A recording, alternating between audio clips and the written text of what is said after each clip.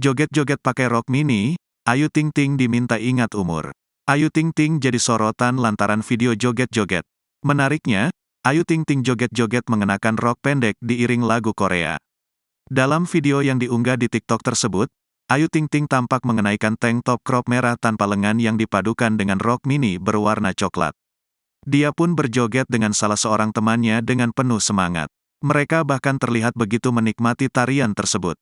Video Ayu Ting Ting joget itu pun kemudian beredar di akun gosip. Bukannya mendapatkan pujian, ibu satu anak ini justru dibanjiri cibiran netizen. Pasalnya, Ayu Ting Ting dianggap tidak sadar akan usianya yang sudah memasuki kepala 3. Selain itu, penampilannya yang berpakaian seksi ala kekoreaan tersebut juga menjadi sorotan.